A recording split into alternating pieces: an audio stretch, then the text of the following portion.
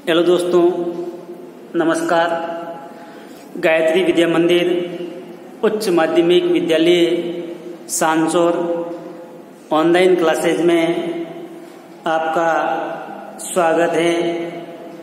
साथ ही हमारे YouTube channel को सब्सक्राइब करें, बेल आइकन का बटन दबाएं।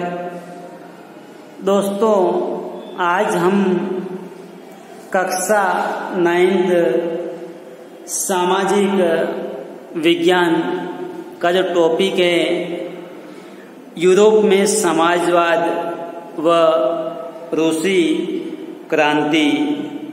तो दोस्तों, कल हमने जो अध्ययन किया था वो फरवरी के बाद जो घटनाक्रम घटित हुई थी उन घटनाओं के बारे में अध्ययन किया था। आपको याद हो तो लेनिन की जो 3 मांगे थी, अप्रैल थीसिस कहलाई थी, जिसमें युद्ध समाप्त किया जाए, सारी जमीन किसानों के हवाले किया जाए व बैंकों का राष्ट्रीयकरण। ये तीनों उनकी मांगे अप्रैल थीसिस कहलाई। फिर आज जो हम अध्ययन करेंगे वो अक्टूबर 1917 की क्रांति। तो देखिए दोस्तों, जैसे जैसे अंतरिम सरकार व बोल्शेविकों के मध्य टकराव बढ़ता गया, जो हम कल पढ़ा था, जो फरवरी के बाद में, तो जो फरवरी के बाद में अंतरिम सरकार व बोल्शेविकों के मध्य जो टकराव हैं वो दिन प्रतिदिन बढ़ता गया। लेनिन को अंतरिम सरकार द्वारा तानाशाही थोप देने की आशंका दिखाई देने लगी। तो देखिए, लेनिन का मानना था कि ये अंतरिम सरकार का जो गठन किया गया है, ये एक दिन तानाशाही शासन का रूप ले लेगा। इसीलिए सितंबर में लेनिन ने सरकार के खिलाफ विद्रोह के बारे में चर्चाएं शुरू कर दी गई। सेना व फैक्ट्री सोवियतों ने उसमें जो मौजूद बोल्शेविक को इकट्ठा किया गया। 16 अक्टूबर 1917 को लेनिन ने पेट्रोग्राद व सोवियत व बोल्शेविक पार्टी को सत्ता पर कब्जा करने के लिए राजी, या अपन कह सकते हैं खुश कर लिया। लेनिन ने कहा कि जो अंतरिम सरकार है ये एक दिन तानाशाही रूप ले लेगी, इसलिए पेट्रोग्राद सोवियत व बोल्शेविक ये दोनों पार्टियां मिलकर के सत्ता पर अधिकार कर सकती हैं। तो देखिए, जब सत्ता के लिए पेट्रोग्राद के जो सोवियत व बोल्शेविक पार्टी के सदस्यों को खुश कर लिया, सत्ता पर कब्जे के लिए लियोन ट्रोट्स्की के नेतृत्व में सोवियत की ओर से एक सैनिक क्रांतिकारी समिति का गठन किया गया। इस बात का खुलासा नहीं किया गया कि योजना किस दिन लागू करनी है। तो देखिए 24 अक्टूबर 1917 को विद्रोह शुरू हो गया। संकट की आकांक्षाओं को देखते हुए प्रधानमंत्री केरेंस्की सैनिक टुकड़ियों को इकट्ठा करने शहर से बाहर चले गए। वह सैनिकों को इकट्ठा करने लगे। तो दोस्तों, जो अंतरिम सरकार के वफादार सैनिक थे, उन सैनिकों को 24 अक्टूबर को तड़के या अपन कह सकते हैं दोपहर के समय दो बोल्शेविक जो अखबार प्रेस होते थे उन कार्यालयों पर घेरा डाल दिया गया। इसके अलावा टेलीफोन व टेलीग्राम के कार्यालयों पर नियंत्रण प्राप्त करने व विंटर पैलेस की रक्षा करने के लिए सरकार समर्थक सैनिकों को रवाना कर दिया। तो दोस्तों, विंटर पैलेस जहां ड्यूमा की बैठकें हुआ करती थी, तो अंतरिम सरकार ने उसके वफादार सैनिकों को विंटर पैलेस की रक्षा के लिए रवाना कर दिया। उधर इस बात की भनक लगी क्रांतिकारियों को, तो क्रांतिकारियों ने पलक झपकते ही, यानी जैसे उनको बात का पता चलते ही, क्रांतिकारी समिति ने भी अपने समर्थकों को आदेश दे दिया कि सरकारी कार्यालयों पर अधिकार कर ले, मंत्रियों को गिरफ्तार कर ले। इस प्रकार क्रांतिकारी जो समिति थी, उनके जो समर्थक थे वो विंटर पैलेस, पुलिस के जो बड़े बड़े ठिकाने थे उसको अपने नियंत्रण में लेना शुरू कर दिया। उसी दिन यानी 24 अक्टूबर को औरोरा नामक युद्धपोत ने विंटर पैलेस पर बमबारी शुरू कर दी। अन्य युद्धपोतों ने नेवा के रास्ते से आगे बढ़ते हुए विभिन्न सैनिक ठिकानों को अपने नियंत्रण में ले लिया। तो दोस्तों, जिस प्रकार जो क्रांतिकारी संगठन था वो पलक झपकते ही अंतरिम सरकार के जो मंत्री थे उसकी ओर टूट पड़े।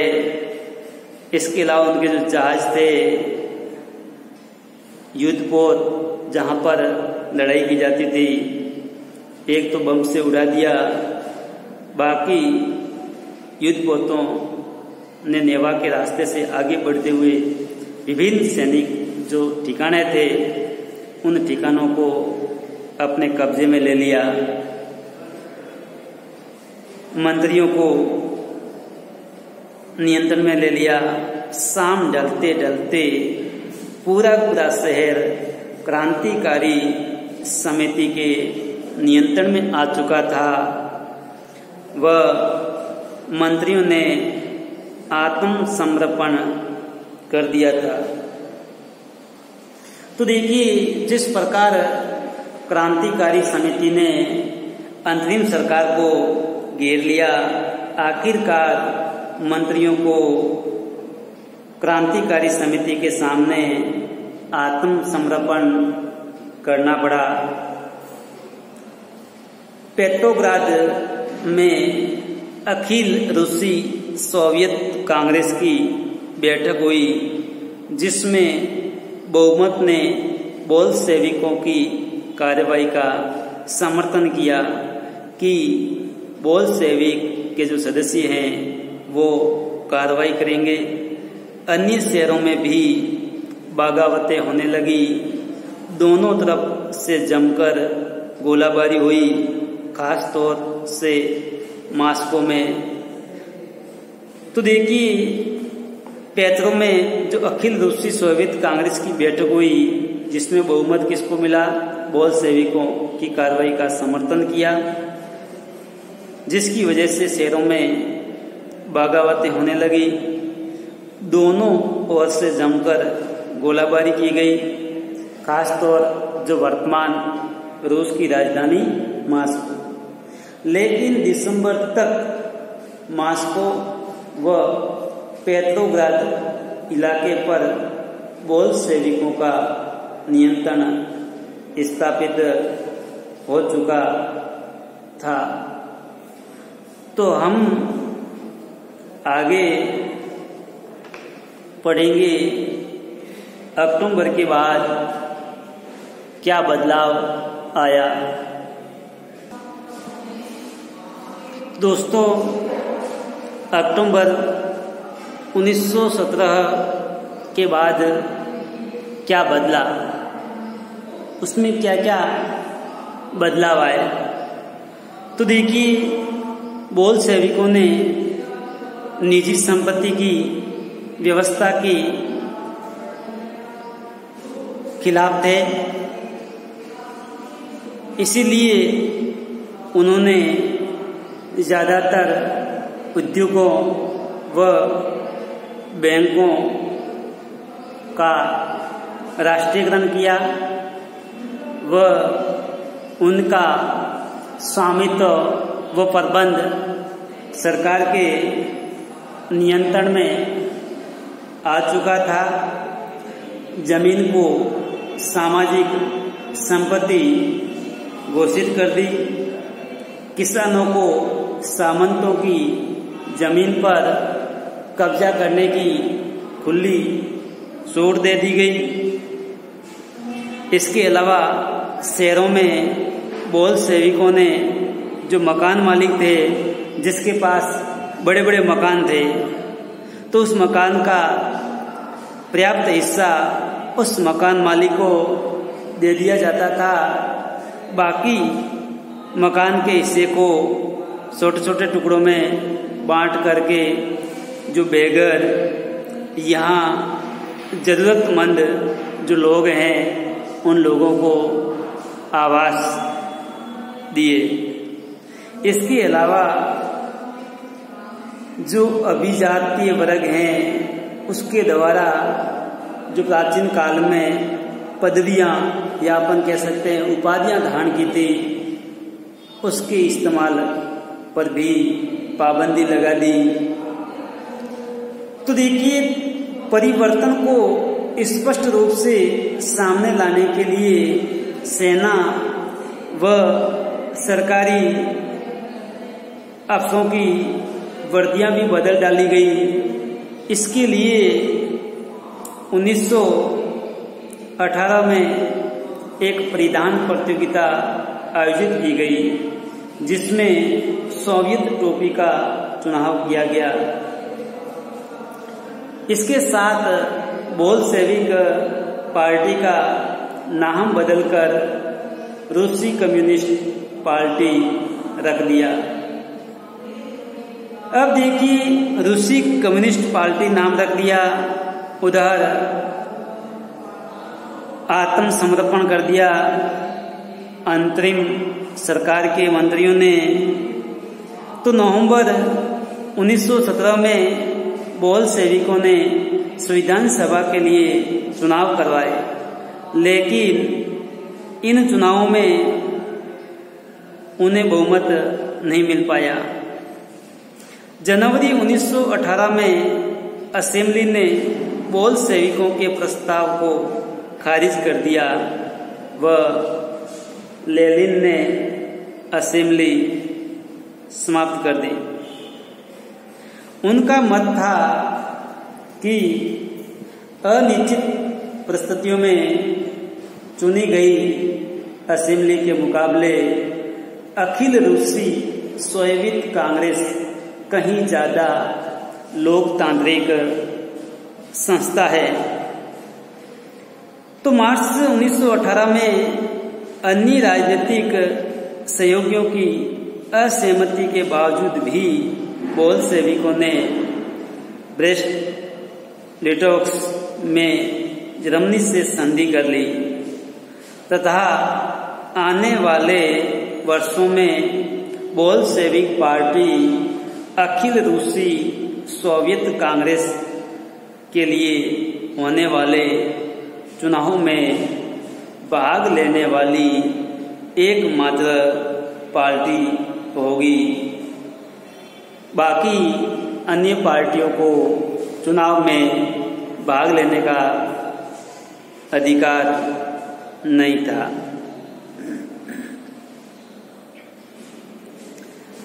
तो देखिए, अखिल रूसी सोवियत कांग्रेस को अब देश की संसद का दर्जा दे दिया गया था। रूस एक दलीय राजनीतिक व्यवस्था वाला देश बन गया। रूस में एक ही प्रकार की राजनीतिक जो संस्था रह गई, एक ही संस्था को चुनाव लड़ने का अधिकार दिया गया। ट्रेड यूनियनों पर पार्टी का नियंत्रण था। इसके अलावा गुप्तचर पुलिस, जिसे पहले चेका और बाद में ओजीपीयू तथा एनकेवीडी नाम दिया गया था। तो दोस्तों, जो लोग बोल्शेविकों की आलोचना करते थे उन लोगों को दंडित करती थी। बहुत सारे युवा लेखक कलाकार पार्टी की ओर आकर्षित हुए, क्योंकि पार्टी समाजवाद व परिवर्तन के प्रति समर्पित थी। तो देखिए, जो रूसी कम्युनिस्ट पार्टी थी, संसद की शक्ति इनके हाथों में आ गई थी।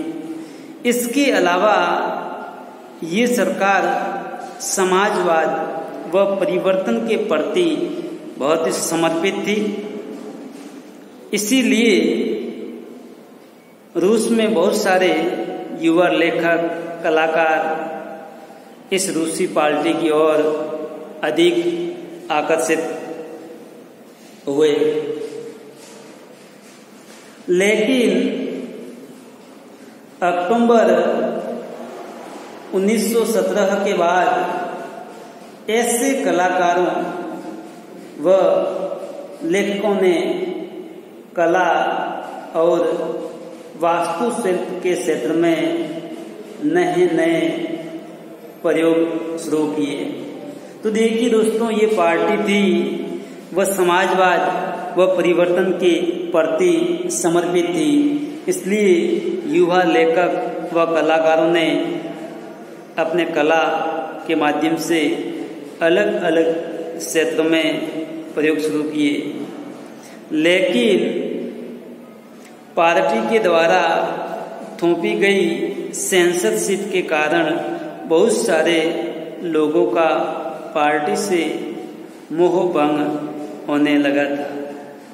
तो देखिए, एक और समाजवाद व परिवर्तन के प्रति समर्पित थी, जिससे युवा लेखकों व कलाकारों का पार्टी की ओर आकर्षित होना। लेकिन जो लेखक कला व वास्तुशिल्प के क्षेत्र में जो प्रयोग करते थे, उससे पहले पार्टी ने क्या कर दी थी, सेंसरशिप के कारण बहुत सारे लोगों का पार्टी से मोह भंग हो गया था। यानी कोई भी जो कलाकार हैं वो अपनी कला प्रस्तुत करने से पहले सेंसरशिप से अनुमति लेना आवश्यक समझे, जिसकी वजह से बहुत सारे लोगों का रूसी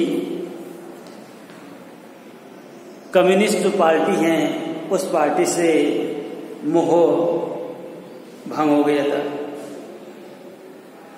तो दोस्तों कल अपन पढ़ेंगे जब इस प्रकार मोह भंग हो जाता है तो देश में गृह युद्ध की आशंका बढ़ जाती है। तो हम पढ़ेंगे गृह युद्ध व समाजवादी समाज का निर्माण। धन्यवाद।